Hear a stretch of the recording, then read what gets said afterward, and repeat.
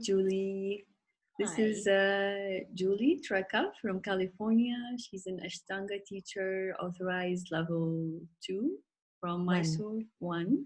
And she's a mother to two beautiful children. And she's a doula. She's my friend. We met in Mysore. And she's here to share with us her story, which I personally find very, very inspiring. So, hi, Julie. How are you? Hi. Good. How are you? Good. It's late, Archie. I can see like there's no sunshine behind you. Yeah. Lamp. I have a lamp on. Yeah, and you have the bed. You can just hop into your bed. So, Exactly. Julie, I wanted to kind of differentiate for any woman, any mother, the process of change before and after birth. And I would like to know, like, if you reflect back and you look at Julie, how would you describe Julie or yourself before you became a mother in terms of what you did, what was your background, and how you saw yourself in the world before motherhood happened? Hmm. Like, what were you doing for a living? Definitely, what were you like? How was Julie Um, before? let's see. Funnily, the week before I got pregnant, I was actually in Mysore. And I had been married for about 6 weeks, I think, and had just moved to Germany, to Hamburg from Hong Kong. And I was telling all my friends that I would be home soon and I would be pregnant in a week. I was like, I'm having a baby, I'm ready. uh, And then that actually happened. Like I don't yeah, it actually happened. So I was 35 and I had just been, traveling and living in different places in the world and doing tons of yoga and mm, teaching and I was in graduate school in London. So just kind of like doing, things mhm, that I wanted to do. mhm. Um, so by the time I was 35 and I was pregnant, I was ready to, you know, not make it all about me. I was like, okay, I'm going to do this mom thing. So it But was you definitely, knew you wanted to become a mom. yeah, yeah. That was like when my husband and I were dating in Hong Kong. I woke up from a nap one day and he was sitting by the side of the bed and I said, I think we're going to have babies together. That was the first thing I Oh. said when I woke up. And he was like, I think we are. So that was always, yeah, we had decided that. I think I admire that the fact that you are a very advanced practitioner as well. And usually with women, especially the whole motherhood thing is like, should I go for motherhood? Should I dedicate myself to my yoga path? And then you were really advanced and you're doing all of that, but then you really were clear you wanted to become a mother because there's element of attachment. I'm gonna lose my practice. I'm gonna lose my body. So Yeah. Yeah. And I loved my practice and I still love to practice, mm, but I wanted to become a mother more than I wanted to stay mm, um, practicing as much as I wanted to. I mean, mm, and that was actually, it wasn't so easy to shift that either because, Lonnie was such a high needs kind of, I need to be held at all times kind of baby. So mhm. um, I had to let it go Yeah. for a while. And then by the time I was pregnant with the second one, I was like, this is fine. I'm ready to do like prenatal yoga at 6 weeks pregnancy. Yeah. Yeah. Yeah. So it was really easy to shift right away. But yeah, I definitely knew that I wanted to be a mom and I was ready. I was ready to shift gears and like focus on something else. And Mhm. I continued practicing Ashtanga yoga through my first pregnancy, doing all the modifications. I didn't do any advanced anymore, but I did continue to practice intermediate until, I it's with the modifications and things that you Yeah. don't do. Um, yeah, and then but for the second one, I was just not really I Mhm. didn't feel that. It was a different energy and I was in a different headspace. And Mhm. the first birth had gone in a way that I had not expected. That was jarring to me. Mhm. And so I wanted to kind of process that and then be Mhm. ready for the next birth. So an Ashtanga yoga practice for me at the time, it wasn't a good fit. It didn't feel right for the second Yeah. pregnancy. Yeah. Yeah. I can relate to that as well. You just know sometimes. The Yeah, energy of you the just, baby just tells you. Yeah.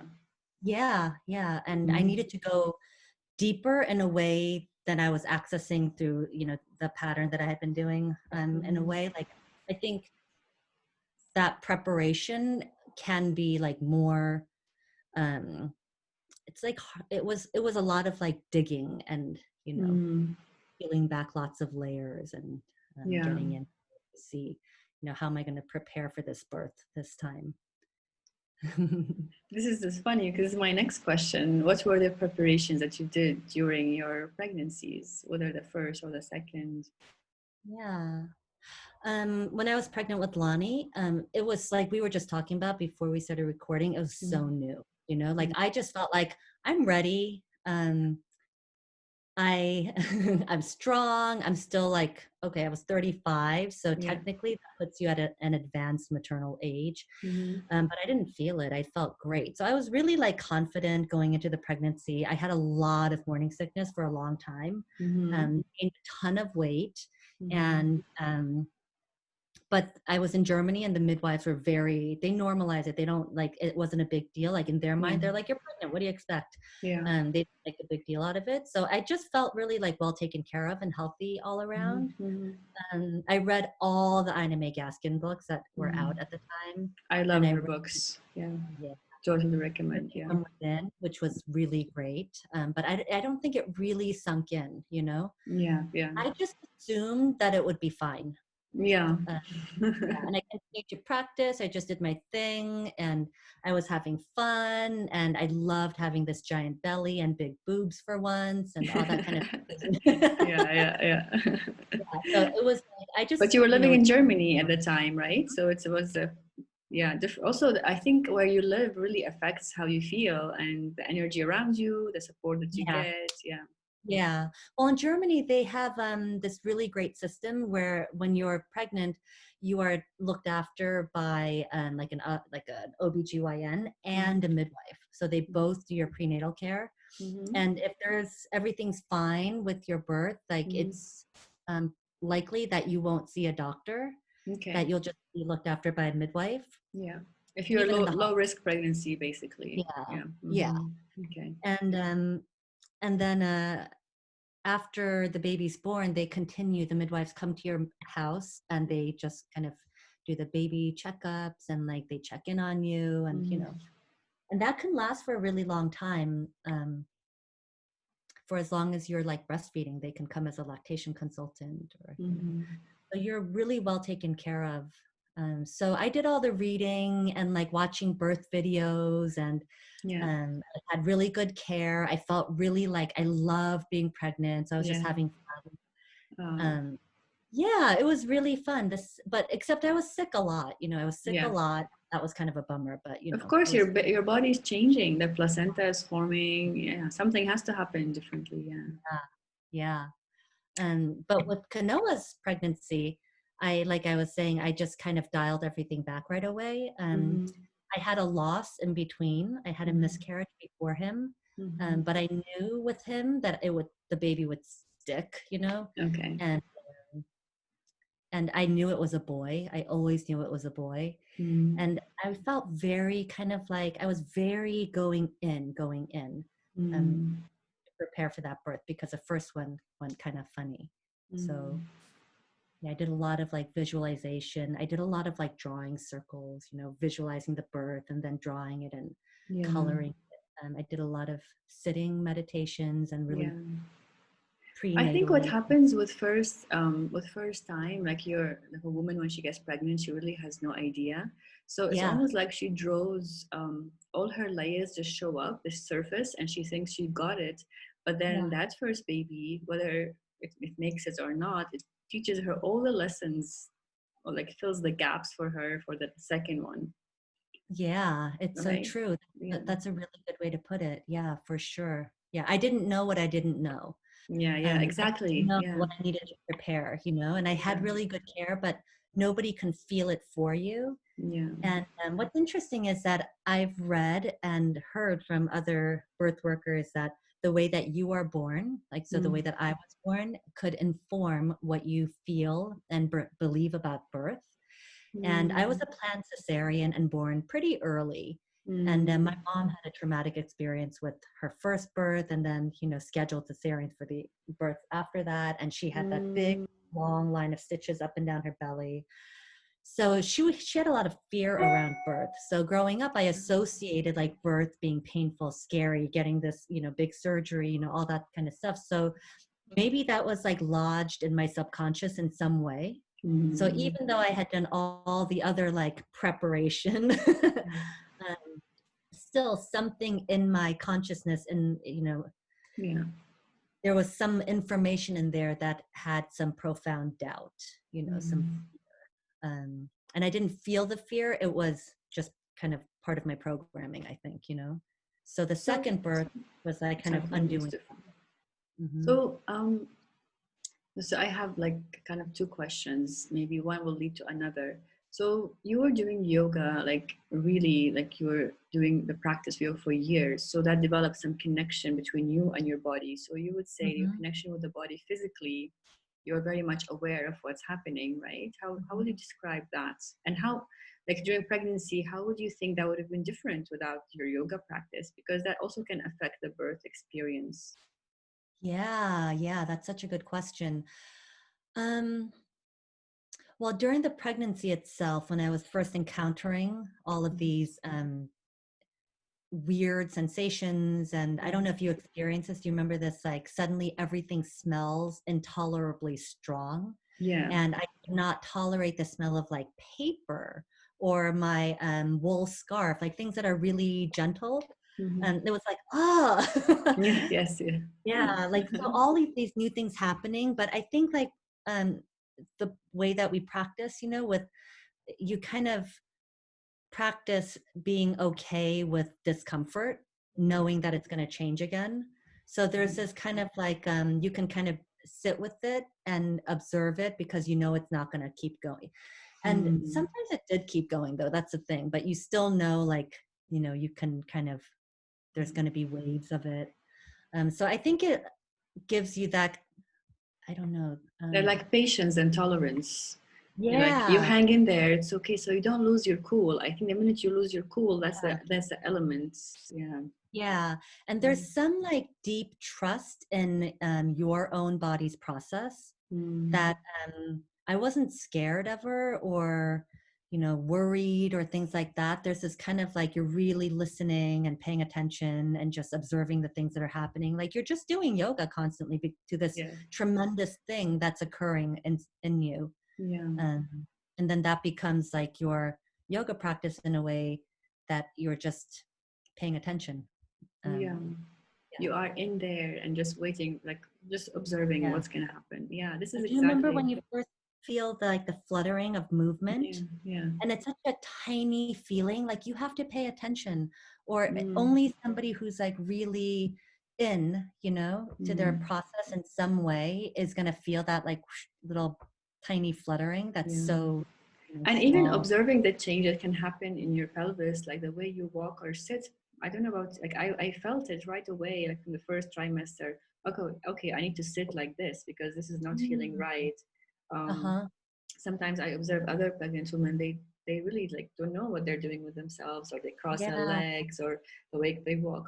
But I remember for me personally, I just look very aware. I need to feel my feet on the ground and balance my pelvis because I felt there is a weight coming into that area, so I need to carry it. So I think that's also is That's your so experience. interesting. Yeah. Yeah.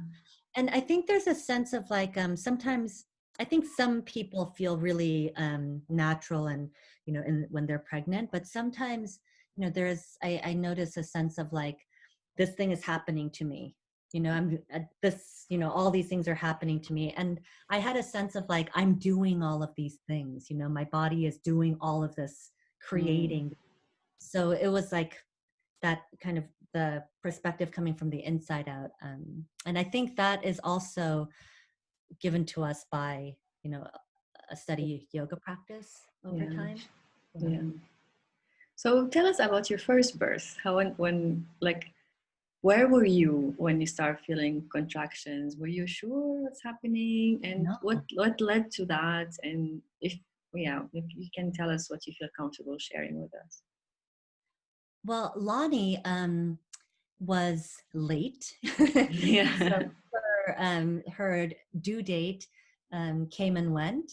And I was being looked after by my OBGYN, whom I completely trusted. She was Mm, exceptionally mm, knowledgeable and kind and respectful, and I trusted her totally. So I was really lucky with my doctor. And then my midwives were assigned to me at the Geburtshaus, the birthing home in mhm, Hamburg, and they were very nice and very, good at what they do. But I was so new, and they weren't like, they were birthing center midwives, so I went to them, and I for my checkups, and I didn't mhm, have a really super close personal relationship with them as much as I did with my home birth midwife. mm. But they were great. But when it was the day that I started feeling labor, it was, oh, okay, so I'll just rewind. They started giving me like different herbs and like Mhm. things to rub on my belly to maybe like encourage Oh. labor to start.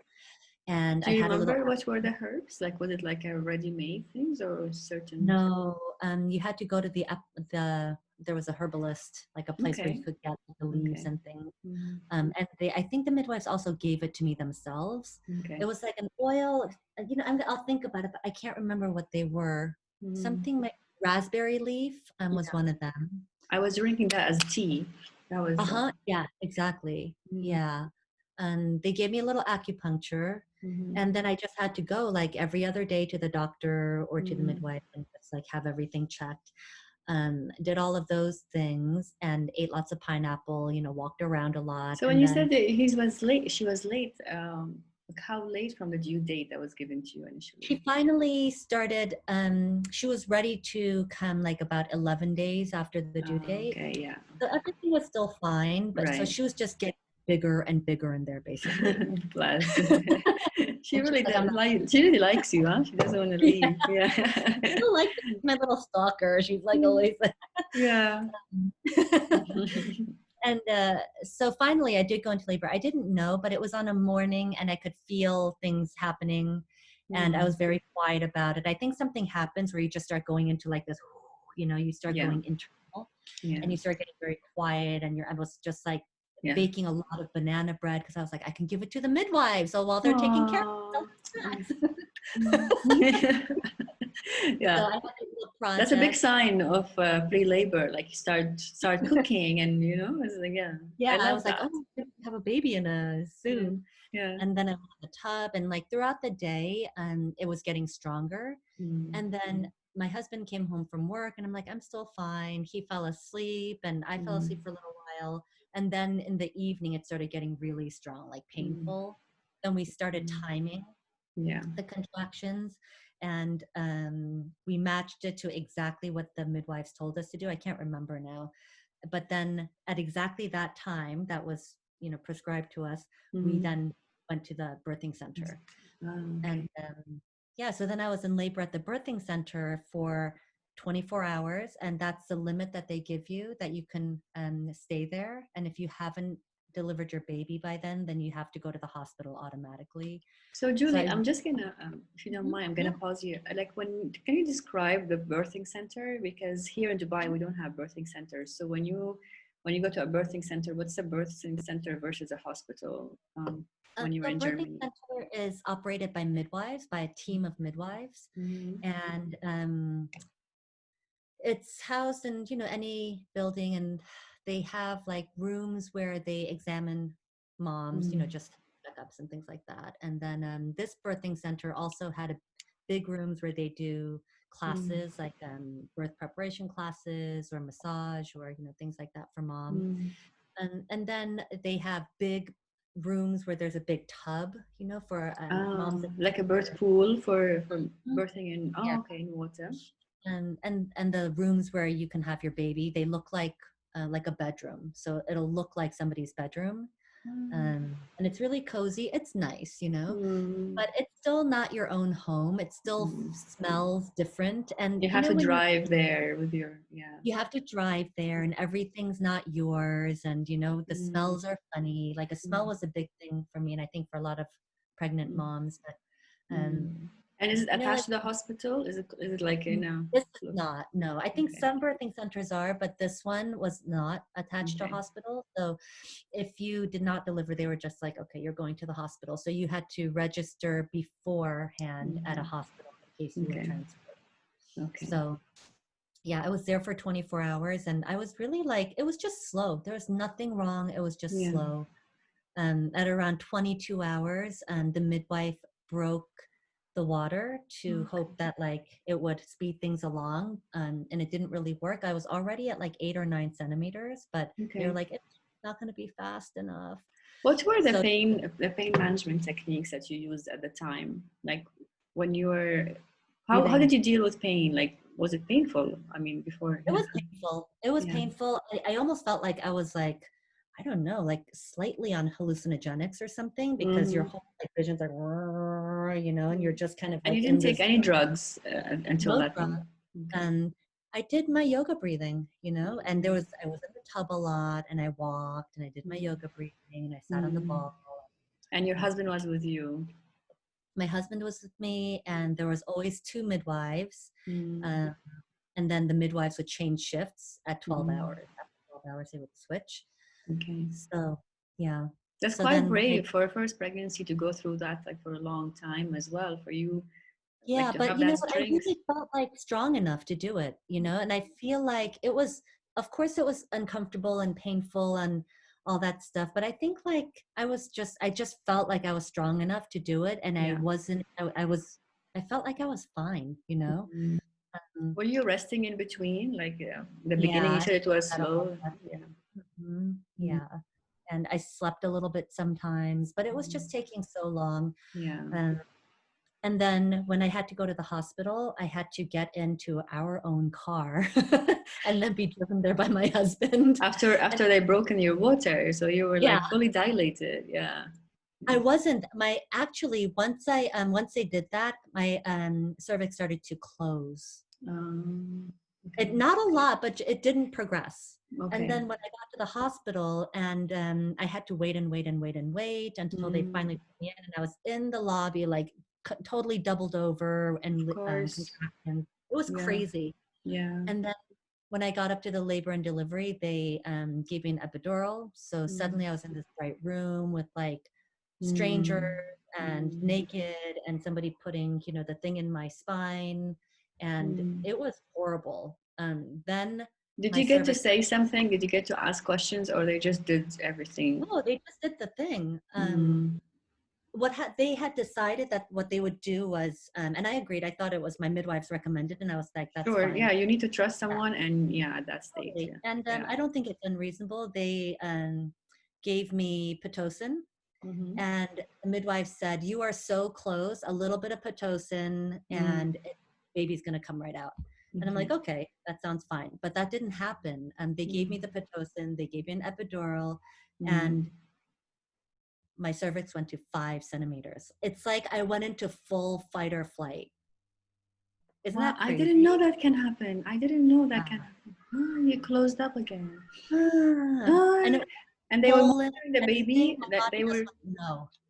Ah, wow, Yeah. amazing how the body works. You were so I know. sensitive to everything. Yeah, I did not amazing. want that. They were also speaking in German, and I had, like that was not, it didn't sound familiar to me. I didn't see, my husband was there not knowing what was going on. My midwife was Mm. not there, so Mm. I was suddenly naked in a bright room with strangers and like fluids coming out of my body and somebody putting a Mm. needle in my back, and my body went, no, just danger, danger, danger, danger, I'm like, you're Yeah. not having this baby now.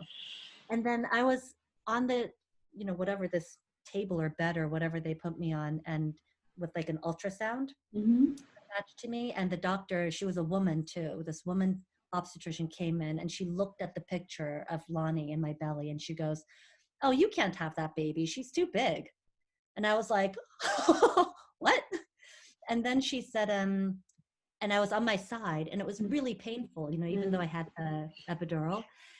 And I was exhausted. It was like 36 hours by this time. It was Yeah. so long.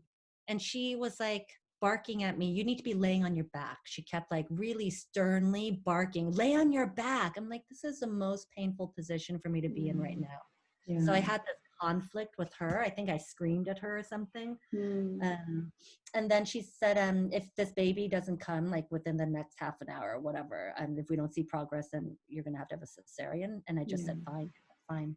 Mm. Um, yeah, because at that point it was just like, I don't know if I'm going to dilate again. It's been going for 36 or whatever hours now. And Mm.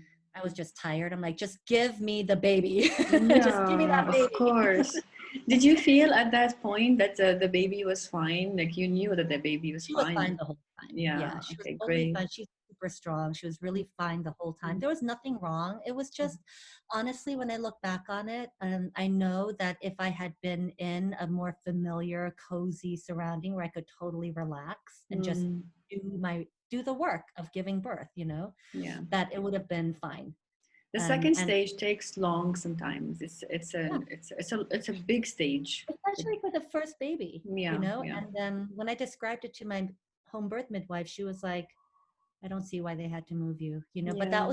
that's just the rule. That's just the policy for the good birth. Yes, the So, protocol they had to follow. yeah, Yeah, yeah.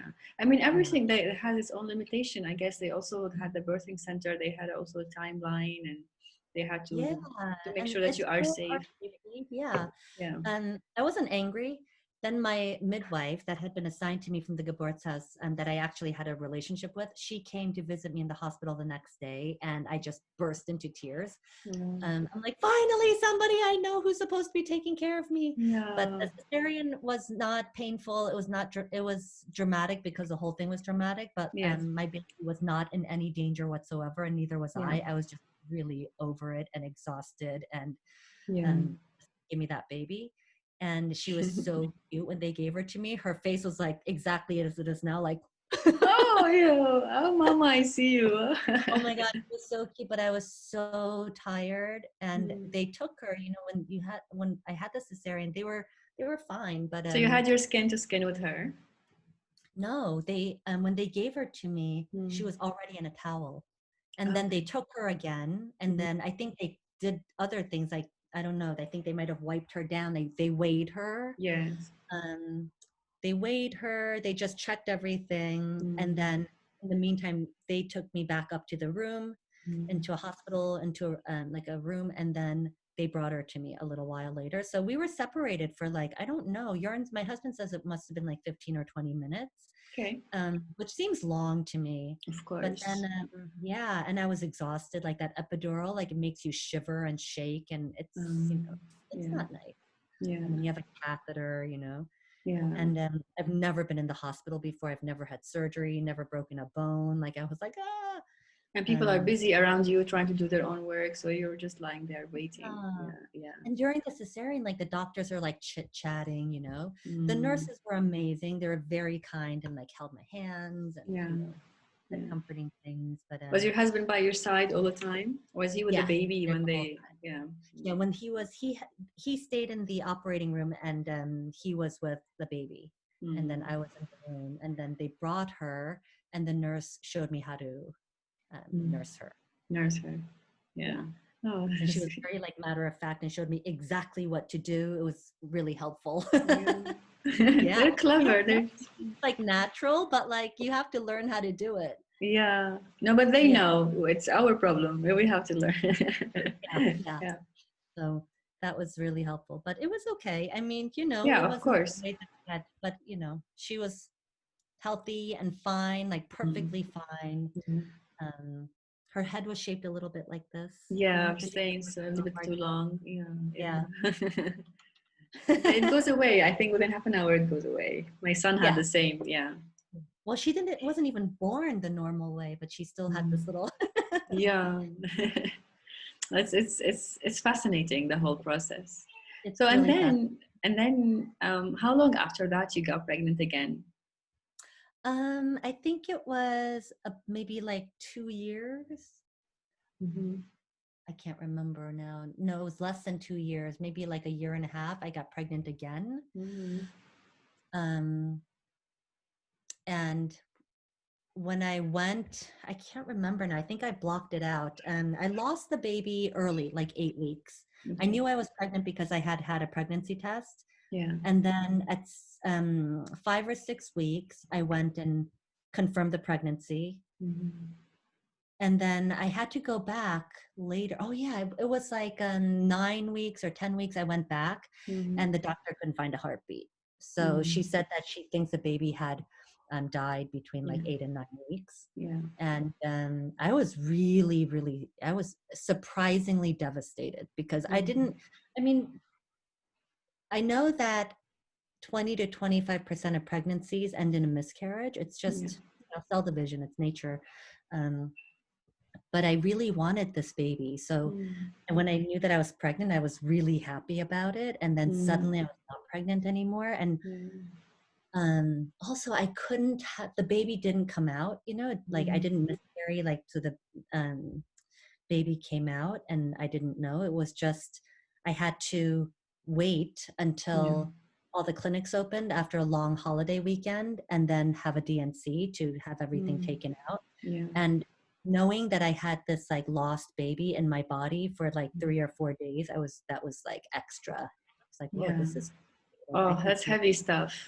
Yeah, it was really heavy stuff. It was Mm. like the first time I didn't want to get out of bed or Of do course, it's like anything. you lost somebody that you know, but you don't really know, but you lost Yeah, someone that you love. Yeah. it was so weird.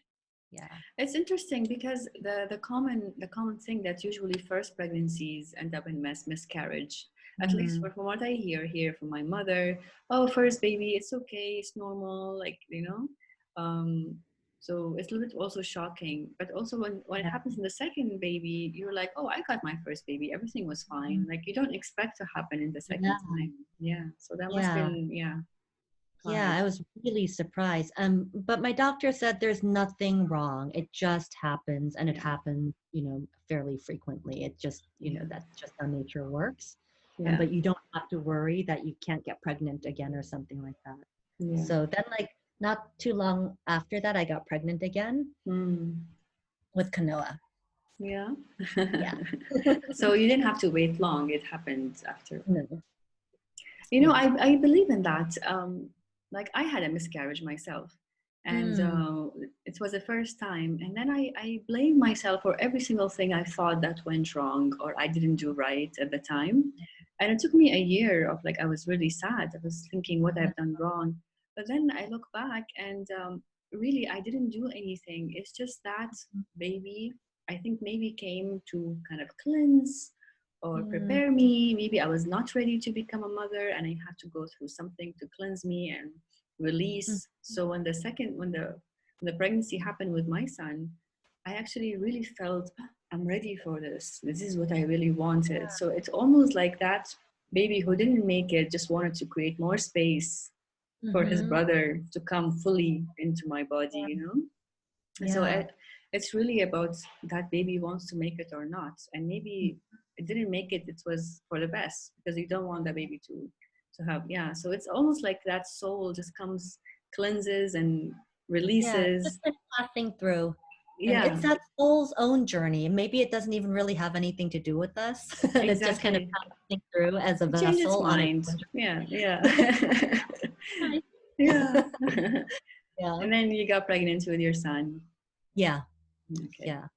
And And that by that time I was 39, mm, and um and my doctor was still great, but this time I was like, I'm not going to let that happen again, because I had had yeah. enough time to really think about it, like what happened there. And I realized, like, yeah, what I just mentioned, that I think be I needed to do it. I just needed to be left to do it. Mm, And I needed the supportive environment. Um, and for me, that meant that I needed to stay at home. I needed to be in mm, the comfort of my own familiar environment, and the smells. Like, that was a big thing when I was in labor with Lonnie at the Geburtshaus. I didn't mm, like how it smelled. Like, everything was mm, offensively stinky to me when I was pregnant with Lonnie, but mm. it wasn't a bad smell. It was just unfamiliar in a way that I didn't want. It I triggered your wanted, senses. Like you yeah, need to go in, and your senses were yeah, working in a new way. You wanted that to, exactly. yeah. Were you Yeah, still in Germany at the time? You also. I was still in Germany, and I still had that wonderful doctor. And Mm, I said to her, I want to have a home birth. And, you know, I had a cesarean before and I was 39 and my baby's, yeah. So I was like, okay. And she just said, okay, you know, and she said, it is my duty, my obligation as a doctor to tell you that you Mm. are of advanced maternal age and you've had, you've had a cesarean. And so now you want to attempt a VBAC and that puts you at a higher risk. And it is Mm. my duty to tell you. And then in the next sentence, she said, but I think you should go for it. And I was like, Oh, how I amazing. know. So is home birth a common thing in Germany?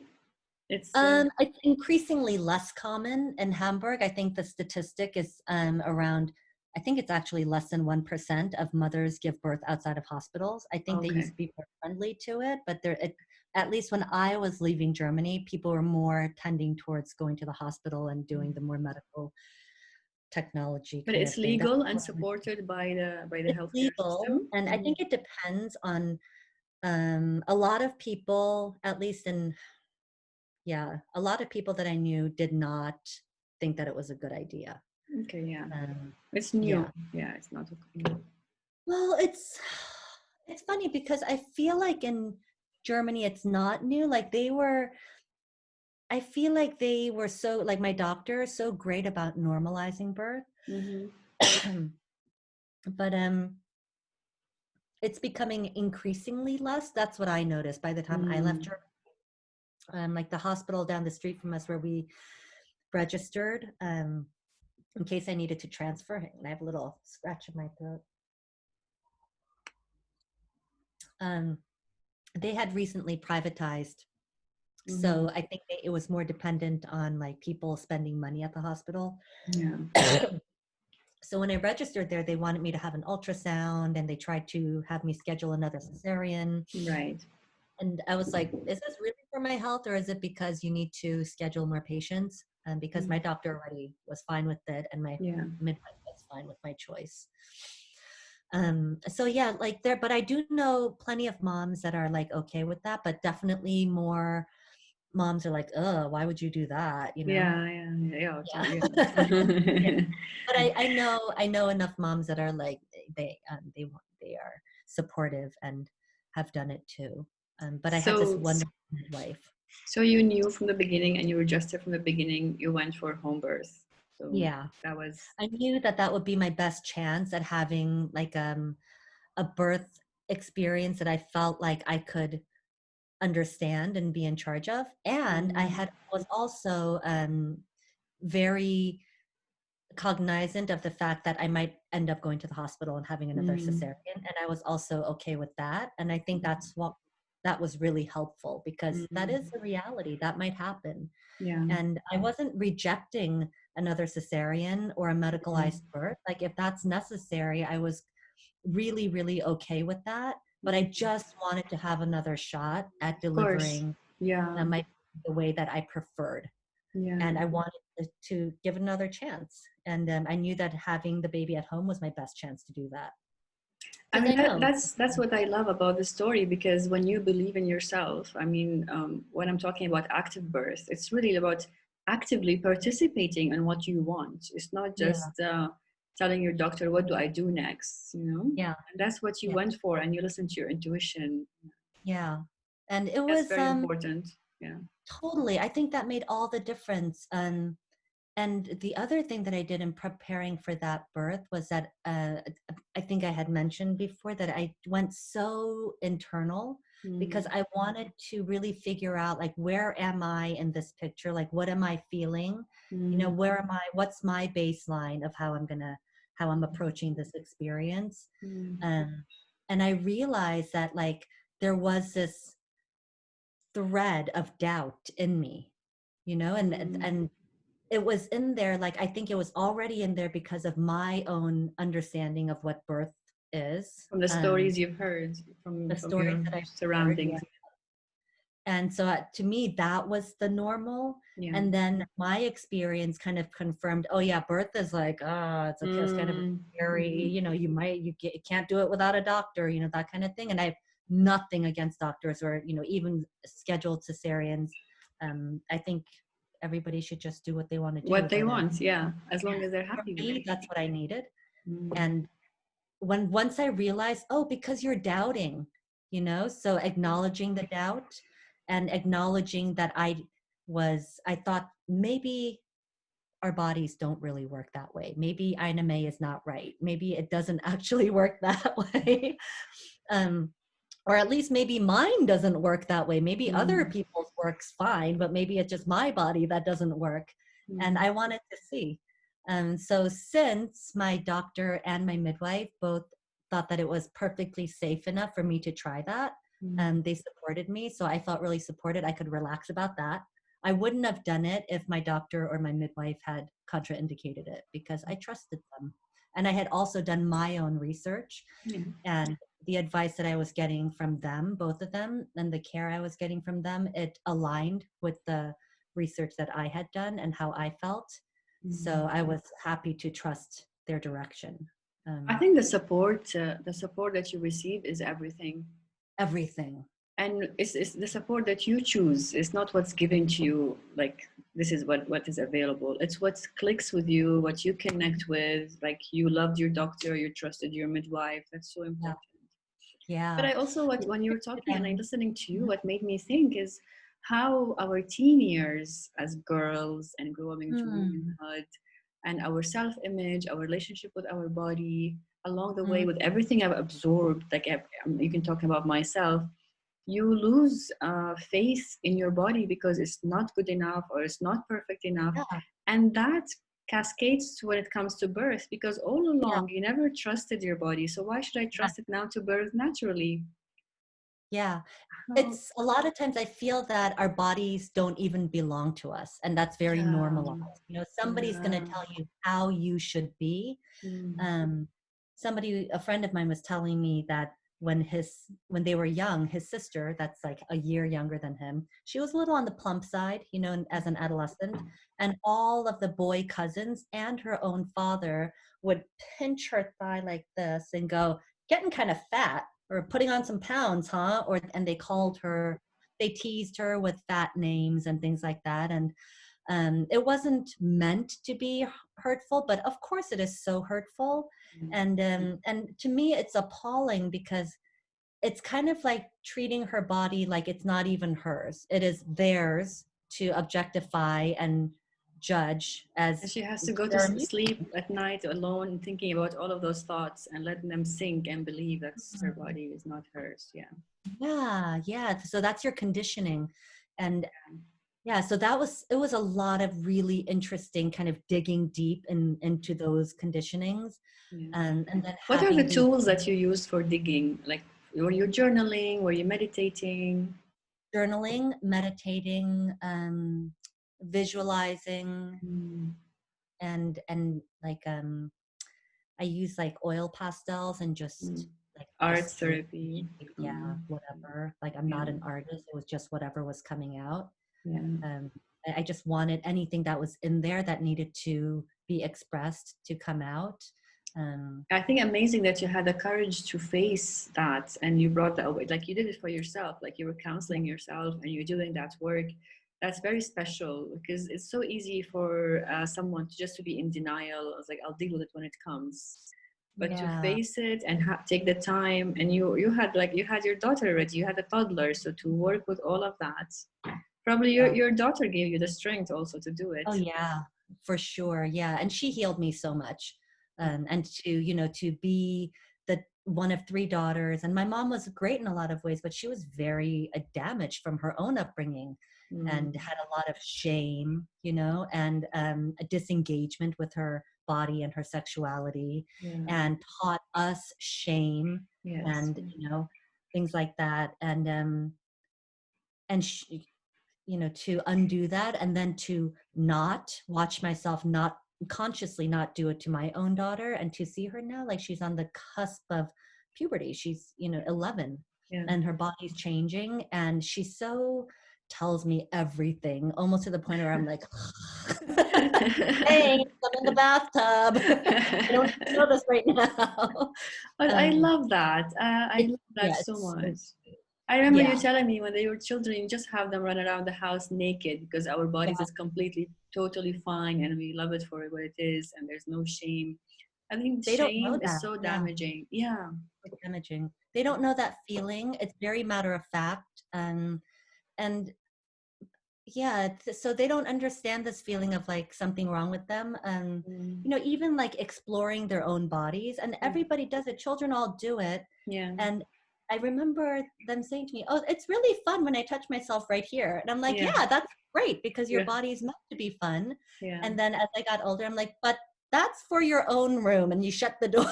Yeah. It's like, Yeah. but they Yeah. don't have association, and I think it can help. It helps for them to feel like this is my body. Mm. And so yeah, it's healing to, you know, to break that pattern, to break that Yeah. intergenerational But I think patterning. that's our generation. Like we have our mother's generation, because what you describe about your mother is very similar, or my mother herself, like the way she was raised and her connection with her Yeah, sexuality. But then our generation, me and you, because I also had my son the same age as, almost the same age as you are. It's kind of like, I don't know what happened. There was kind of like a mutation happened generation wise mentally, that we yeah, kind of broke the cycle, or we're trying at least our best yeah, to break. So the next generation is coming into a different kind of world, and I yeah. love that. Like that, what I love you've it too. done, what you've done is so massive, it's so big, it's not easy, you know. Yeah, you know, for years before I had Lonnie, I was like, I always knew I wanted to have babies, but I didn't know if I could do it Mm, because I knew that I carried so much that I mm, didn't want to pass on. yeah. Um, and I lived in Germany, and I thought I really should get into some deep therapy and like Mm, really, you know, turn over all the stones and do some digging. Um, but I'd never, you know, it's hard to find a therapist that speaks English and, you know, that I mm, really resonate with. So I tried as much as I could to do it on my own. I think I would have benefited a lot from having some talk therapy, but I know that um, our yoga practice, you know, over years, like at yeah. that point, by the time I was pregnant with Lonnie, I had been learning yoga for 16 years and practicing Ashtanga for Mm, almost 10 years. yeah. So it was, you know, it was what you do what, as a yoga student. You're always kind of like looking at yourself and watching Yeah. your reactions and looking at your patterns and, you Yeah. know, kind of looking, yeah, getting to know Releasing what's yourself. stored in your body by those movements and the That breathing. too, yeah, getting it out of your body. And I realized that I have it in my body too, like this Mm, rage that would come out, or this like just surrendering too easily, or you know, yeah. whatever weirdness that you're Yeah. holding in your body. So yeah, I think the yoga practice always really feeds into that. I feel like yoga practice has, for me as a woman, and you probably agree with that, that it's prepared me personally for pregnancy and birth, where at the time I used to think yoga is for a different purpose, you know. Mhm. But it was the foundation. But I also would observe that yoga journey, whatever, it's the path that you choose, but it might lead you to a lonely path, because you're always with yourself, in yourself, talking to yourself, releasing. But then when it comes to pregnancy and birth, you have to share it with others. You have to put yourself out there and bring people on board. And Yeah, I think that element can be missing. Depends on how deep you are in your yoga practice.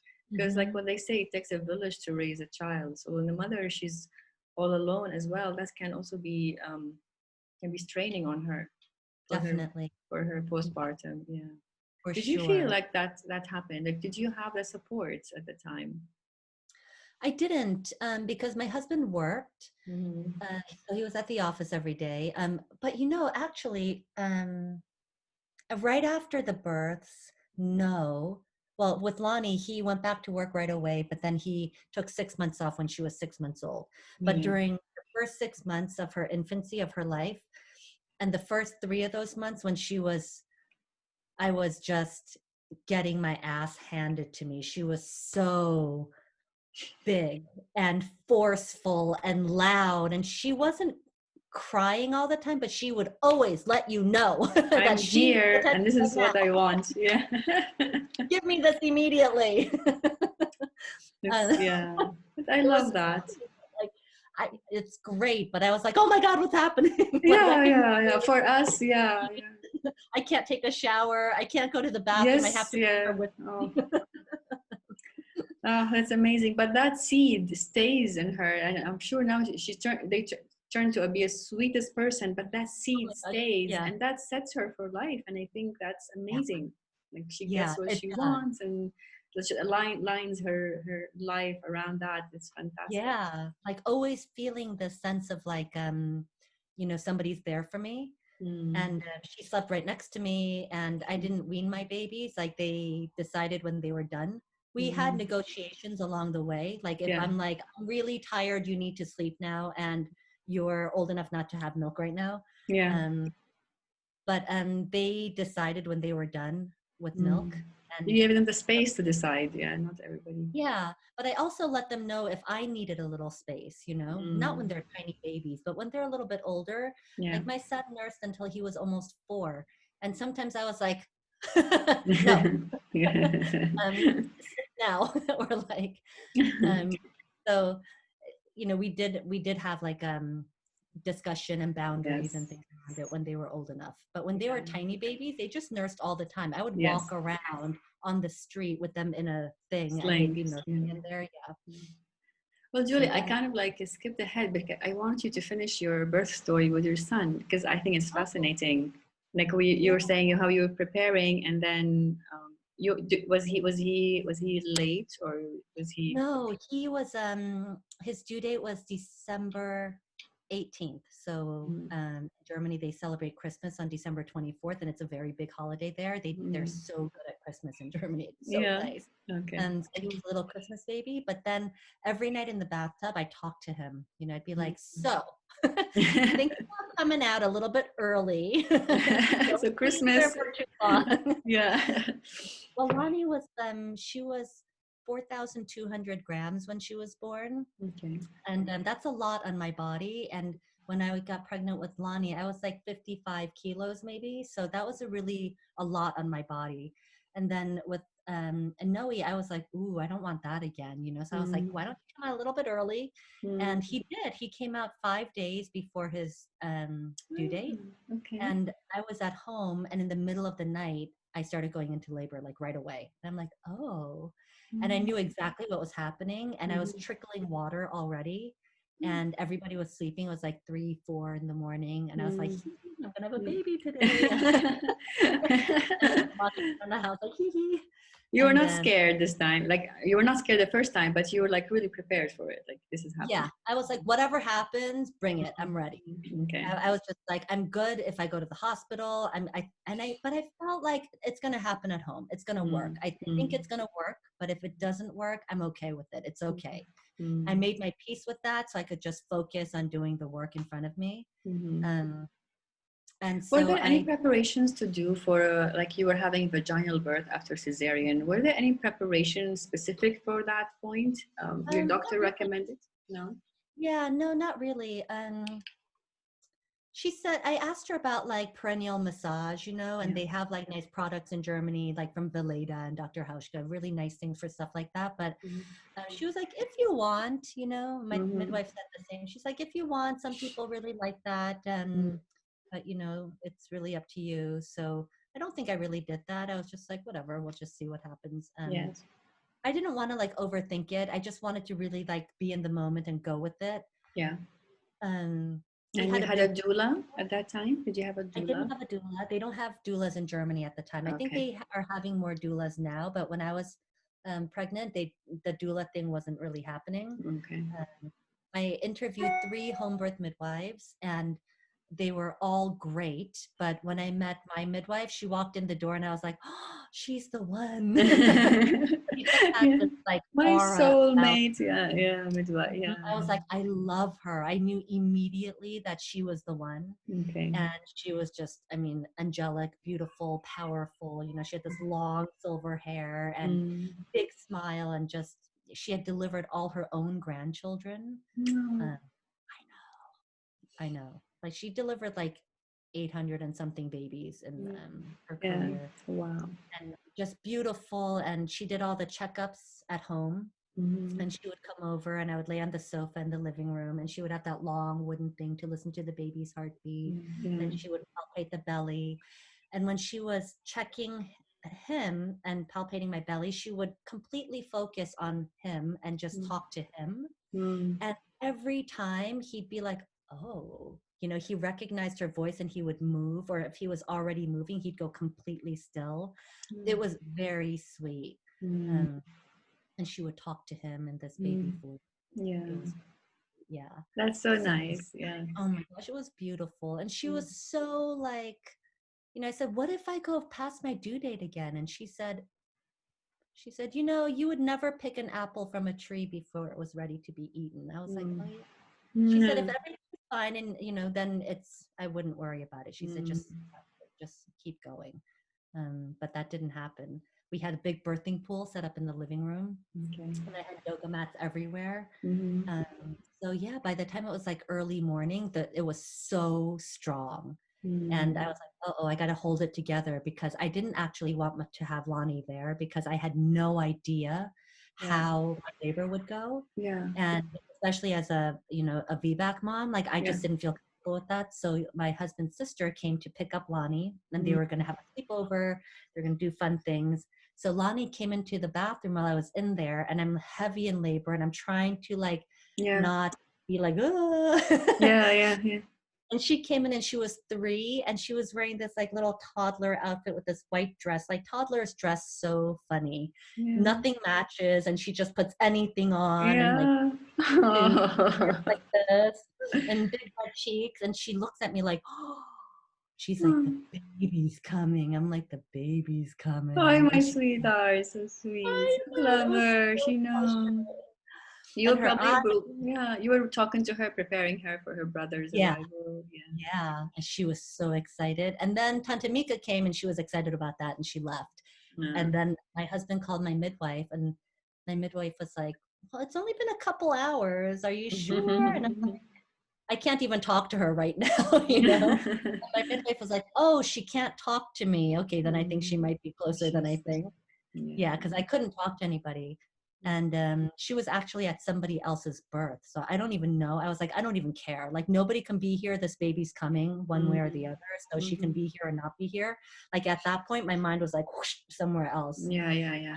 And I had taken all my clothes off already, and just like ripping them off. And you Yeah. can't do this in the hospital. Like, I can't rip my clothes off going, fuck, Yeah, yeah. When you own house, you can totally behave this way. Yeah, you And I'm need that. You need that yeah, intimacy. You need that comfort. I Yes. just needed to be free, just like kind of let my, do my Mm. thing.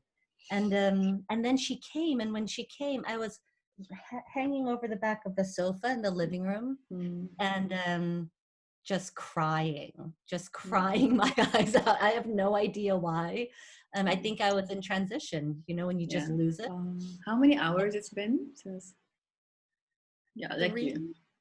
Oh, yeah, not long. really? Yeah, it was really early in the morning, but I That think was by so the time quick. My it was God. really quick. But then Ulrika thought, oh, this is going to be really fast. She called her second midwife who Mm. helps. Yeah. They put towels in the oven, and then he didn't come. Then I pushed for 6 hours. That was like most of the birth. The whole thing was like 10 hours, and most of it was me pushing. Mm. Because you know how babies come out like this, and Yeah. the head comes out? Yeah. Kanoa was like this, and his chin was up like Ah. that, and the big part of his head was just trying to get through. And it was really hard. It was Did the like midwife get you to do some movements with your pelvis to shake out the baby? everything. Yeah, I was walking around. I was in the Mm. tub. My favorite place though was the tiny water closet, like the tiny toilet at the end of the hallway in our house. And I was just in there sitting on the toilet, and just it was kind of scary, when you feel like you reach down, and I'm like, oh, I'm gonna explode. I think I'm actually gonna explode. Like, how is Yeah. it? You can feel the baby's head under your skin, and you're like, Yeah. whoa, So it's you put your huge. hand and you touch the baby's head. You could feel it bulging out, Yeah, yeah, yeah, yeah. um, before the baby's even like going through the birth canal. But yeah, after like 6 hours, I don't even know. It was really just very hard work. Yeah. And Ulrika said to me at one point, I said, how, I was complaining basically. I don't even remember what I said. And she said, the hospital's right down the street. You want to go? And I'm like, no, I don't want to go there. I I'm don't gonna want to keep go. going. I'm gonna keep Yeah. going. She's Yeah. like, if you want to go there, I can take you there. And I was like, fuck that, I'm not going there. And she, at one point, she put her forehead like this, and she said, "This is your work, and the only way out is through." I was like, okay. I kept looking in her bag. I'm like, don't you have any drugs in here? You did? Oh, at I that was like, do moment you you have any don't drugs? know. Yeah, yeah, She's like, she had like little homeopathic little pellets, whatever. yeah, yeah, I'm like, yeah. no, like actual drugs. She's Yes. like, Give me no. anything. Oh, yeah. Um, yeah, but the other midwife, and this was really comforting, and it was also infuriating because I'm in these, just pushing and in pain for 6 hours, and she's like over in the corner knitting a sweater for her grandkid or something. And in my mind, I'm thinking, she's so mean. She doesn't Why even is care she about here? Yeah, us. yeah. Oh, of course. And at the same time, it was very comforting because she was not panicking at all. She's like, Yeah, you're fine. yeah, Everything's fine. Baby is fine. You're yeah, fine. The position of the head is like this, and that's why it's taking long. yeah.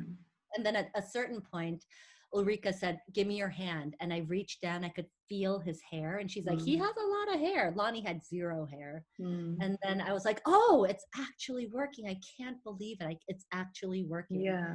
And then I think it was 2 pushes. And he was actually born on my yoga mat, the yoga mat that I used to take with me to Mysore. Oh, And that wasn't planned. I was kind of in this kneeling on one knee position, like kind of like, on one knee. yeah. And then he kind of came out, 2 That's a pushes. that's a Was great enough birthing to do. position. Yeah. That was just what was calling to me. And I'd been in the tub. But when I knew that, I didn't even know in my head, your body just knows. It's just like Yeah, beyond yeah, your, yeah. yeah, it's just doing the. Did you catch your baby or the midwife? So nobody touched him. She told me what to do. She just put my hands there, and then I was already so low to the ground that they put a pad, under on top of the yoga mat, and then he just, I don't, yeah, he just kind of, I had my hands around him, and he came down, and then I remember this. I was just staring at him in that position. I was kneeling on one knee, and I was just staring at him, and then I heard my midwife say to me, "Pick him up." I was like, okay. Oh yeah, I'm gonna pick him up. You were in disbelief that this has happened. It's finished. Yeah, yeah. There he is, and his head was crazy shaped. It was like, Oh, with a lot of hair. It's so cute. with like all this hair. I'm like, oh my god. My Did he husband was. cry or he was looking at you was like, oh, I'm here. He didn't really cry. He just like. Oh, oh. And then I picked him up and I went over to the sofa, and suddenly it didn't hurt anymore. Yeah. And there I had my baby with this crazy head, Yeah. and he wanted to go to sleep immediately. And this Yeah. is exactly how he was as a baby and as a toddler and as a little, 8-year-old now. He's so super relaxed. He was like looking at me like, I just got born. Just let me sleep. Yeah. He's been going through a lot for the past 9 hours. They really work hard doing this They stuff. work so hard. I know. Yeah. So it was so nice because I just sat on the sofa and I birthed the placenta on the sofa. Did you cut the cord or they waited? My husband cut the cord a while after. They left it for a while. Great. Yeah, yeah. Yeah, they just kind of, they're very relaxed, when you deliver at home. I tore a little bit, and my midwife, like, this is a thing in the hospital when I had the cesarean, it was very kind of impersonal, like I'm still numb around my pubic bone, and I still have the scar tissue from the cesarean, and the scar is kind of this crooked line. And I felt really like, I didn't like that, I didn't like how they dishonored my body like that. That's what it felt like to me. Like, why would you make this crooked, and why do I still have the scar tissue, and why do I still have this numb spot? But when the midwives were sewing up the little tears, she was so meticulous. She was so gentle and respectful and delicate, and I felt really taken care of. Like, that whole process was honored. It wasn't like this kind of, clinical process. It was personal. Like, this is you, and I know you, and I care about you because this matters. Yeah, yeah. Yeah, and for me, that's what I needed. Like, I needed Yeah, I feel like it's probably like that for a lot of women, you know, like you want Mm. to be with other women who understand and are going to take care of you, you know? Mm. Uh, yeah. Sounds like a So great midwife. You got I really was in love with fortunate. her. Mm. I had her coming over for like a year and a half because I loved her so much. And Good for you. And yeah, you were not, you didn't have family over, so you needed that support. yeah. And yeah, I did. So that was, that made everything like, it was kind of like, I did it. And Yeah, my feeling was like, we did it. Me yeah, and this little guy, we did yeah, it. Uh, and then I realized like, yeah, okay, now it, it works. Yeah, yeah, birth actually works. It yeah. was it was nice to know. I hear this a lot, that actually second birth, third birth, they are healing because you overcome what you've experienced in the first Hmm, birth if something has didn't go the way you wanted. So probably the second birth was healing for you, and yeah, like, okay, I did it. You come back to yourself. I think it's fantastic that that's yeah, happened. yeah. It was great, but it also what I really loved about those experiences was that I think it made me very open, helped me to be really open to all the different ways that women Mhm. should be, you know, given the space and the support to give Mm. birth, you know, because Yeah, it's so different and unpredictable. yeah, Um, yeah. It's so unpredictable, and yeah, just like, I think the biggest job is done when you're told that I believe in you, so you stay and you do it. It's okay, and I'm here to be there for you. That just yeah, makes a huge difference. What was your yeah. husband's role at the house, at the home, during the home birth? What was he doing? Was he like by you, or is he preparing the tub? Um, yeah, all of those things, like all of the kind of technical things of Mm, making sure all the materials, you know, were readily mm, available, um, holding me if I needed that, or mm. somebody to lean on in the bathtub, or, you know, but I think for him, it was kind of hard because, Watching you. yeah, because they Yeah, can't do anything, you yeah. know, they just have to kind of be there. I think that's, you know, pretty hard for it was I think it was a little bit weird for him, you know, because he's Of like, I course. want to help, but I don't know what to do.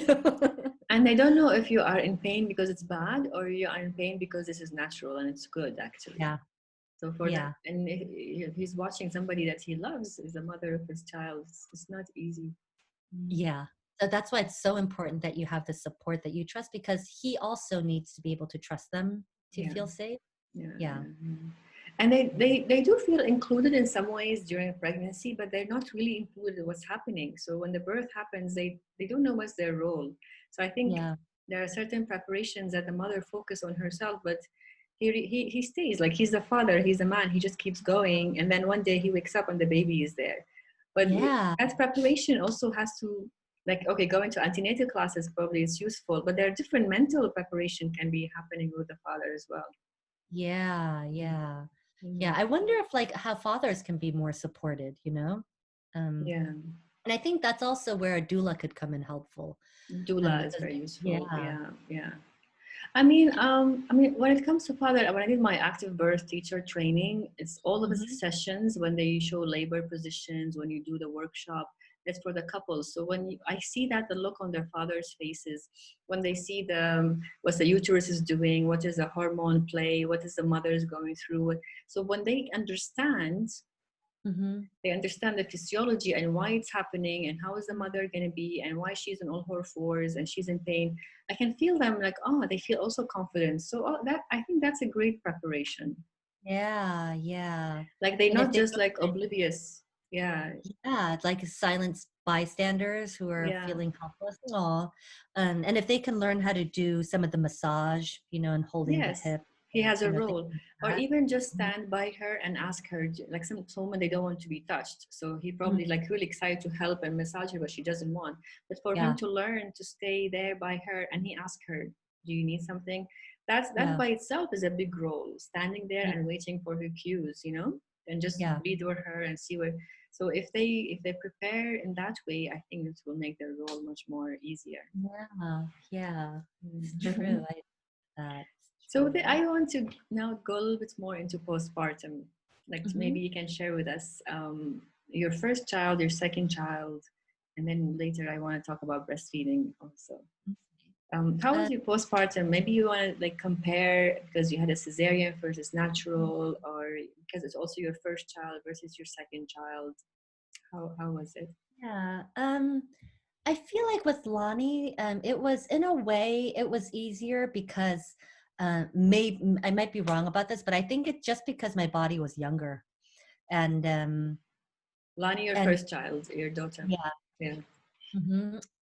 And even though it was a cesarean, it was you heal. Mm. The first, I don't know, couple of weeks, like you're just kind of not doing much because it hurts, like the first few days, you can't really laugh without it being hurting. Mm. You're just kind of in bed a lot. And after the milk comes in, I mean, it's just suddenly these fountains and fountains of milk everywhere. Mm. Nobody told me that I should get a shirt and a nightgown that goes buttons down the middle, like opens easily, or, it has this flap where you can like just remove a boob or something. Yeah. Nobody told me that I should stock up on like breast pads, that I'd be Mm. leaking milk. So I was really shocked. Like, I can't believe my midwives didn't tell me that there was like streams. You know how this happens? These like fountains of Amazing. Oh milk wow. spurting out. Yeah. And I'm like, ah. And I would wake up in like pools of milk on the bed. And it was Mm. just really like cold and like kind of Yeah. shocking. Yeah. um, yeah, so all of that is really like all of these things, it's so bizarre, and Mm. I have this bloated belly and this tiny thing that does nothing, but also she takes up so much time and energy, but She she's not doesn't actually talk. You doing don't know what anything. she wants. Like she doesn't have a language to communicate with you. Nothing. Yeah. Yeah. And they trick you like the first week or two, they're so quiet and sleepy. And then Yes. after that, they're like, oh, the world. And then their little personality. And Lonnie turned into this, she was like a total, like, I will let my needs be known at all times, and I have a lot of needs. Oh my God, this is exactly how it is. Yeah, the first 2 weeks you're like all in Angel Town, and suddenly, yeah. And then you're like, ah. Mm, yeah. um, I caught this on audio. My husband was like, when he came home from work, I would run up to him and I'm like, take the baby. And I'd go Yeah. jump in the shower or eat Yeah. food or something. Yeah. And Yeah. on the weekends, he had to also hold her constantly. She could never sleep if you put her down. Forget it. That is never, ever happening. You Yeah. can't even just sit on the sofa and be relaxed. No, you have to sit on this ball at all times and bounce up and down. She wants that So, movement. Oh. yeah, constant.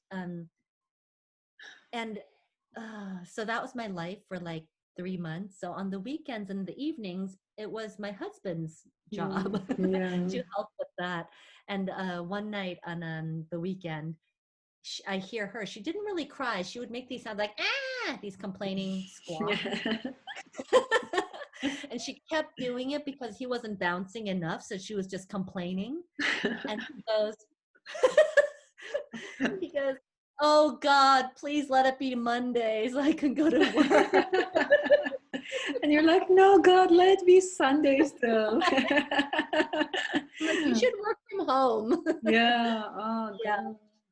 So she was like that, but Lonnie was all about just figuring it out. I had no idea how important it was, or how the sleep thing, baby sleep was Mm. such a big deal. And she wasn't a good sleeper. She slept great in the nighttime Mm. because I was laying there and she could nurse the whole time. But And you're not sleeping, or probably you were falling asleep on and off. Yeah. yeah, generally I slept pretty well. Like I Mm. learned to do that pretty comfortably. So I wasn't tired, but during the daytime she wouldn't take naps. So I became obsessed with making sure she got enough sleep in the daytime because Yeah. she was miserable if she didn't. And so I would do anything. My entire existence Force her was sleep. centered around her Yeah. sleep, Yeah. making sure she gets enough sleep. It was insane. This sounds so familiar. Oh, exactly the same. Oh. Right? I'm like, why didn't anybody tell me about the sleep thing?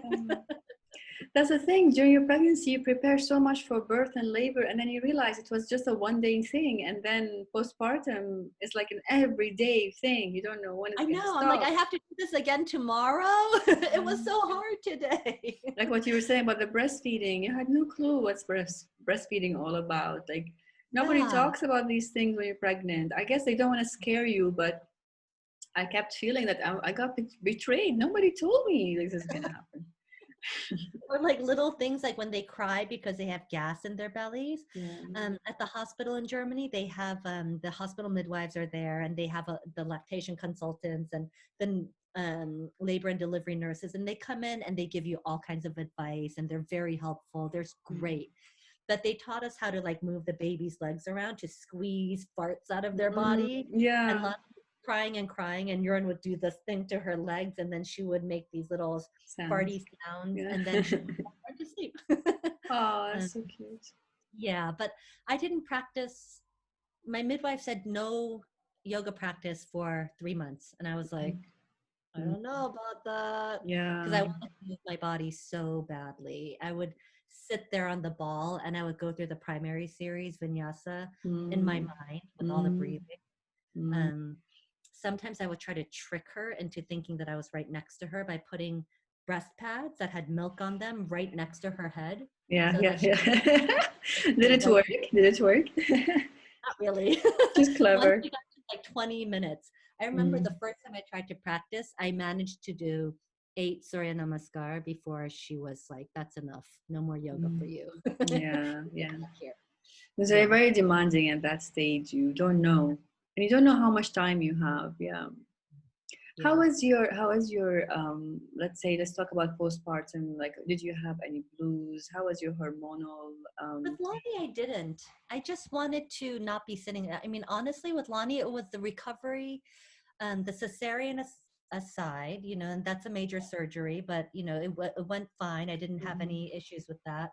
Um, and my body it was a first pregnancy, so I'd only been pregnant once, and I was just turned 36, and my body healed really quickly, and I didn't have any um, mood swings, or even with the hormonal fluctuations, I never felt sad or depressed, or it Okay. got kind of dark in the winter in Hamburg, and I hated that. But and coupled with the pregnancy, it wasn't great, but it wasn't anything dramatic. It was just kind of like, Mhm. winter in northern Germany, and I have a 2-month-old that I can never put down. Yeah. um, yeah, so that was surprisingly easy. And then I was right back to my normal Ashtanga practice by the time Lonnie was 10 months old. I was just doing exactly what I'd been doing before I got pregnant. Amazing. So you went Yeah. back to but- intermediate and third. Yeah, and the fourth that I was learning, I went back to the Wow. whole thing. And Amazing. You I had don't know, energy to do all of that. Like I she had was. energy and my body felt fine. And yeah, it was like, it just went right back to normal by 10 months. Mm-hmm. But with Kanoa, it was a completely different thing. Like Mm-hmm. I still have rolls on my body. I have pain in my hips. But also, like, after he was born, I wasn't really that interested in Mm-hmm. doing Ashtanga like that anymore. Well, I am, like, I still do Ashtanga and I love it. That's my usual practice. Yeah. Um, and I still love it, and I still, have Yes. fun Yes. and find the value in it. But after Kanoa was born, that wasn't what I wanted to do. I had It's not the 2 babies. priority. Yeah. Yeah. No, and like like who cares? Like Mm. nobody cares about Kapotasana. Like it's not important. Nobody actually cares. I guess that's a So sign of mastery. Like you've mastered all of this. Okay, I have it. I know how it feels, also. So you are in a different state. Yeah. yeah, and now I'm doing this, and I just did like gentle things that my body wanted. I had hip pain from the beginning, like pretty much like a couple weeks after he was born. I could tell my hip was not quite okay. Mm-hmm. So that wasn't going to help me feel motivated to start an Ashtanga practice again at that point. Um, So the healing and the recovery with your son was different. it was different, and I also had this really intense postpartum, like emotional, Mm. spiritual experience when he was like 5 weeks old. And that's around the time your hormone levels really shift too. So it was that. And then I had this intense sense of how everything is ending and dying and being born. And it's kind of the same thing. And Mm. I was completely obsessed with how everything ends and everything, like it's birth and death being the exact same thing. I became completely obsessed with it. And Mm. I would just look around and think about everything ending and then think about how it was like this weird experience. I guess it was like another existential crisis, but that lasted for a couple of months. And I went to my doctor, the one that I loved, and she always made everything so normal. I was Mm. sitting in front of her and I just started crying my eyes out Yeah. and describing the experience to her. And she didn't act like it was weird or dramatic at all. And she was like, sometimes we feel this way after, something huge happens in your life. And if you want to Mm. talk to somebody, I know a lot of good people, and she was really just very matter of fact about it and didn't make me feel weird and recommended some people that I could talk to if I wanted to. But honestly, that was enough. Just sitting in front of somebody that I trusted, who Mm. knew my birth experiences, that I could just completely have a meltdown in front of. Yeah. And I was like, huh, I feel much better now. Yeah. Like I'm normal. Yeah, I was like, oh, okay, that's okay. I feel better now. And then I Yeah. knew I just had to kind of like, ride it out. Yes. I didn't feel depressed. I just felt this kind of the fragility of everything, the temporariness of everything. Mm. And I just found it so heartbreaking because how can everything be so beautiful and perfect and it's not going to last? Like this moment is gone. Every single moment is gone. And I could not handle it. I was like, oh my God, one day Lonnie's going to grow up and move away. It was just very Oh, so emotional. You might so get stuck on one thing. You don't know what that thing is. Could be yeah. anything. It's just lots of Yeah. emotions. Yeah. I was talking to my dad one day when during this period, and my dad, you might know, I was really close with him, Mm-hmm. and I totally adored him. And I was on the phone with him, and I'm walking back from the grocery store in Hamburg, and Lonnie was standing on the stroller, and Kanoa was sleeping in it, and I had these two little babies, and I'm talking to my dad, and I realized. And I said to him, oh my God, there's going to be a day one day when I never hear your voice again. And then I started to cry and cry. And Lonnie's looking at me like, and my dad's response, he kind of laughed and he was like, well, yeah, that's going to happen. I'm like, I it was like all know. stuff like that. It's like you're searching for things to cry about. It's just so much. Yeah, it just had to come out. I don't know. I don't know what it was all Yeah. about. Yeah. But it was really intense and then it ended. But yeah, the body didn't recover as quickly. Mm. Um, I never went back to like the previous size of my Mm. body or Mm. um, the ease of my body, like being able to do all those Ashtanga shapes, with Mm. ease Mm. and lightness. That just kind of went away. Yes. I developed a lot more dysfunction in my hips Mm. that I still, that now it's like it's just something that I work with and live with. Yeah. Yeah. Um, You also had and you had a toddler in the house, so you had to pick up kids and take care and wash dishes and cook, and you were alone. There's a lot it's going a on. lot. Yeah. Yeah, it's a Mm. lot. But it was fun. It's great. I mean, they're small Yeah. for such a short time. You I breastfed became, him like also. That's your second yeah, baby. yeah. So with Lonnie, I breastfed her for about, I think it was 16 or 17 months. And she was funny. She was a very greedy breastfeeder. She wanted to nurse all the time, like constantly, randomly, like if she was like, oh, suddenly I feel insecure, she'd be like, she wants to nurse. And then one day when she was around that age, she was like, one day I noticed that she didn't ask to nurse very much. And then over the course of the next week or 10 days, she was like, I think I'm done. And she never asked again Mm. until Kanoa was born. And then she saw me nursing him and Mm. she wanted to nurse again. Mhm. So I let her nurse a little bit and she was like, I just wanted to try it again. Yeah, Since yeah, he's doing it, I want to try it again. yeah. Um, Kanoa was a very organized nursling. He would like efficiently drain one breast and then pop off and then drain the other breast, pop off and then go to sleep. On his And own. No, yeah, he would. he would just like nurse when he was hungry and that was it. He didn't need to nurse constantly. There's no soothing. That's a need of soothing. Yeah, amazing. Yeah. he didn't Mm. really need that. He just was hungry or Mm. thirsty. He wanted Yeah. to drink. Um, and as he got older, I think that was also his comfort, or that's what he was used to. And so he was pretty, he was almost 4 when he was done.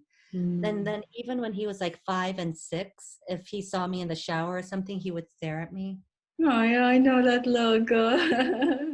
Like they And feel shy. They want to ask for it, but they yeah. yeah, he still does. Like he did for a long time, and I would say like you can, but there's no milk anymore. And he's like, but if I keep nursing, there will be He milk. And know. I'm He's done his homework. He knows. like, because I had told him, because you stop nursing, my body doesn't make milk anymore. And he's like, but Yeah. if I nurse, it'll make milk again. Oh, Like, oh so God. sweet. But Yeah. even now, when he sees babies or toddlers nursing, he's like, they're so lucky. And Oh, I so know it's so cute. cute. And I said to him, I said, do you remember what it's like to nurse? Yeah. And he's like, yeah, Oh, it's my baby, so sweet. They remember. so Yeah, until sweet. 4 years old. He goes, I said, do you remember what it tastes like? And he said, it's warm and sweet and tasty.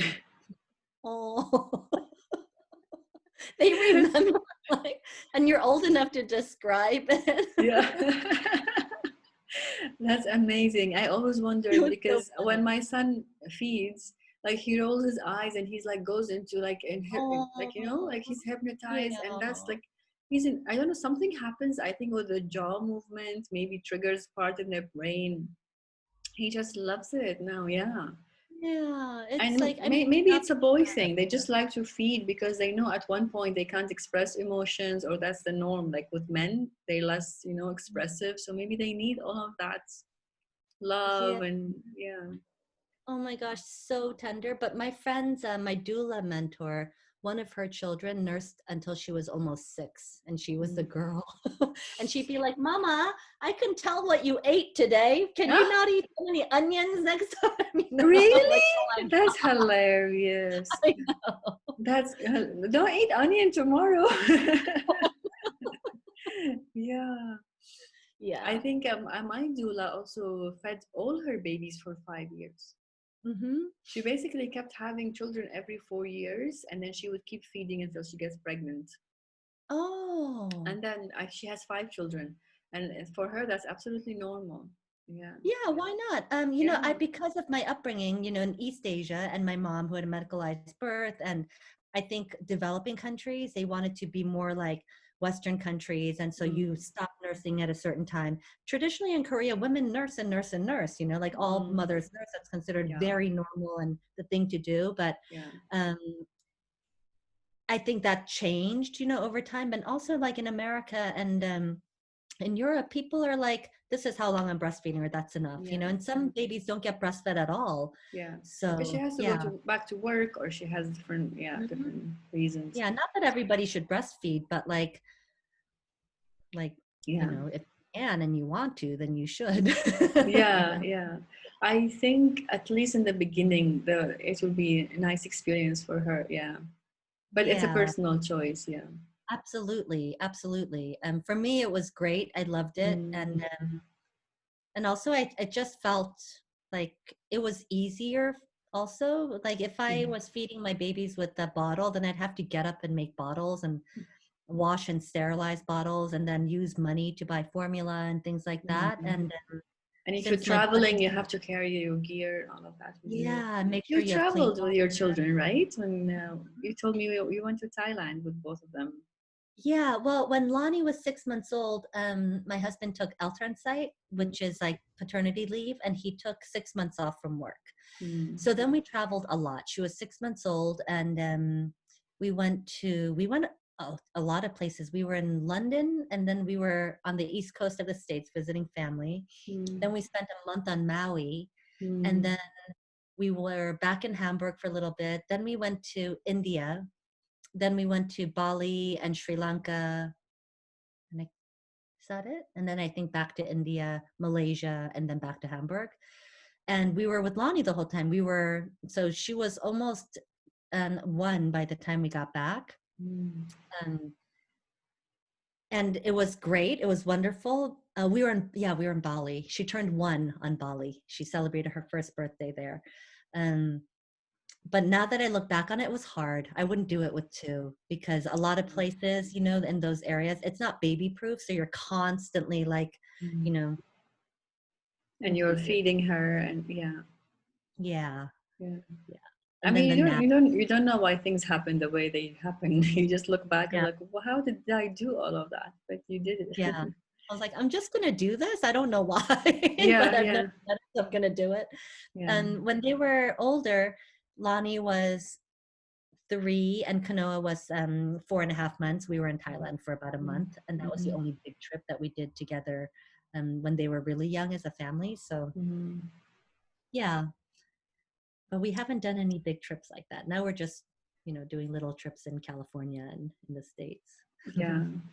Well, Julie, I mean, at the end of our chat, I want to kind of go back to the beginning of the conversation. Like we spoke about, for me, it's interesting to see the transformation of a woman between before motherhood and after. So before motherhood, Julie was, you probably, if you look back, you were in a certain way. What do you see the changes that has happened to you after Mhm. becoming a mother? Especially you have 2 children, and it's been, how old are they now? 7? 8 and 11. 8, and like For for 8 example, you mentioned your priorities has changed, like regarding to Yeah. your practice. When you look back, like a woman before, like before you had your children, and now that you have your children, what are the differences? Like when you, what is this, that what that Julie is, and what this Julie Mm. today is? I think being a mother for me is a huge sense of purpose. It's Mm. something like I love teaching and I love my practice. And before I had the babies, I did, and before I was teaching yoga, I was corporate. So, Mm. and I did marketing communications and corporate communications and big companies. And I didn't really care about that work. It's just something you do for a living. Mm. And I didn't feel any calling towards it or any personal passion towards it or anything like that. It was just Mm. something that I find is fine to take a paycheck home. And then when I started practicing and teaching yoga, it's not really some. I loved it. I always loved it. But I think I was like really obsessed with my own practice. I just wanted to Mm. practice all the time. And I was still socializing a ton. I was living in Hong Kong. I lived there for about 7 years. That's where I met Amy. And Mm. Oh yeah. and I was still like socializing and out. I was, practicing tons. I was teaching a lot and I was socializing a lot. That was Mm. kind of what I did. And so, which is fun, but like it's not a purpose. Uh, Mm. and then being a mother, it's really like I feel like it's a really important job. I don't get paid for it. Yeah. I don't get a fancy degree. Yeah. But I feel like I'm doing something really, in my own tiny way. I can help influence the world in a better way by raising children that feel loved, that feel Mm. safe. So, and, just trying to really, I don't even know what the word is. I don't, parent them really well and Mm. um, help them to discover who they are, which is Mm. like everyone. You're, just a beautiful creature of love and not, I don't know. I feel like in a way, my job as a parent is to remove them from that essential understanding as little as possible, to kind of not disturb that sense of wholeness. Um, and you just have more to offer that's something clean and beautiful and loving, and when you feel whole too. So yeah, I feel like there's much more purpose in what I do now. But then it makes me wonder now, like now that my kids are a little bit older, I'm like, but what about when they grow up? Like I still need a sense of purpose. Like what what and I love to teach, but it's still not the same as, being a mother. So I think children also teach us, they heighten our sensitivity to hold a space for others. mm, Like you are so sensitive to absolutely. their needs, you're on your toes all the time in every moment. So when they grow up and they leave, they will not leave, they will be around, but when they grow up and they don't need as much, whatever space you decide to hold, your training that you got with them will be maximized. So your offerings will be much more precious, I feel. It's so true. Yeah. Yeah, yeah. I think, when you're a longtime yoga practitioner and in a practice like Ashtanga yoga, you are trained to be present because you're doing the Mhm. same practice basically every single day. Yeah. So you're just basically getting this exposure, this conditioning, this training into just, being really present with what's coming up in front of you because you're just doing that thing every day. And then as a parent, it's kind of the same thing, but more Yes. because more crazy, you never Yeah. know what this thing is going to be like. Um, Yeah. but I think it's really, it's that training we have that um, practicing of sensitivity and paying attention and things like that. Oh, well, Julie, thank you so much for sharing your heart with us. Oh, thank you for letting me talk. No, I just love listening to your story. It's amazing. Like when you hear stories from others, you realize how similar it can be. Right. It's Yeah. so true. Yeah, yeah, it's so true. And you probably Yeah. read in like Vietnamese books, like when you're in labor, to draw upon the strength of all the mothers Mhm. before you that Yeah. have done the exact same thing that you're doing right now. I was Yeah. like, wow, I never thought of it that way. Me That's really too. profound. Me too. I do also believe like you draw that power, but also the sharing verbally has its own power as well. Because when you're Mm-hmm. keeping it to yourself, it's so lonely. But then the minutes, like you said, you spoke to your doctor and she didn't react and she said that's normal, and then you just felt fine afterwards. And holding that experience in for years, the mother doesn't realize how stressful it is and can affect her in her older Mm, age. So you need to kind of let it go and make peace with it. So you yeah. find that joy more, like the joy will be doubled because you've emptied your basket basically. Yeah. It's like And I think a lot of mothers have this experience that after they have babies, you spend a lot of time with other mothers who have yeah. tiny babies too. Yes, yeah, And yeah. I'm still friends with these moms in Germany that I did the birth preparation class with when I was pregnant with Lonnie. Yeah, And, we spent a ton of time together, yeah, all the years that I lived there and the babies were small and we shared our experiences and things like that. And that's also very healing. yeah, yeah. Yeah. Thank you so much, Julie. I'm It's so so good to happy that see you. same here, really, same here. Yeah. Um, I really appreciate our time together.